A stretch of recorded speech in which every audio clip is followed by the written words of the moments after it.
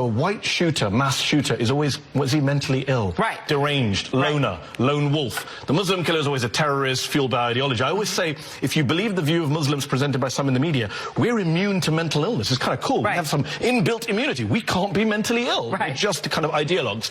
But if you look at the coverage, Joy, the word terrorism is not used for people who are not Muslims. That's the problem. We've been conditioned to believe that a terrorist attack is only an attack carried out by a brown dude with a beard shouting something in Arabic. Right. When, of course, the statistics show otherwise. The ADL says that 3/4 of the terrorist deaths in the United States over the past decade were carried out by far-right domestic white nationalist terrorists.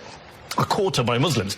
Can we say that the media coverage of terrorism in this country is 75% white nationalist, 25% Islamist jihadists? Not good. In fact, Georgia State University did a study.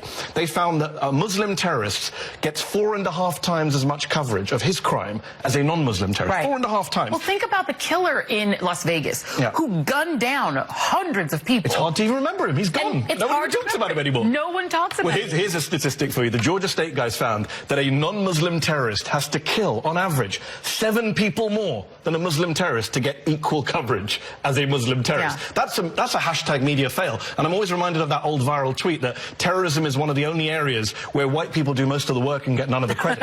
And it's a real problem. But, you know, it leads to racism, Islamophobia. It leads to fear on the part of communities of immigrants that, you know, that's where the terrorism threat is, from brown people, from foreign people, not from the terrorism threat in our midst. Even when you have Dylan Roof shoot 9 people, kill 9 black people in a church. And then get a nice meal of burgers and fries. Doesn't get charged with terrorism, doesn't get called a terrorist. Alex Fields killed Heather Heyer in Charlottesville, doesn't get called a terrorist, doesn't get charged with terrorism.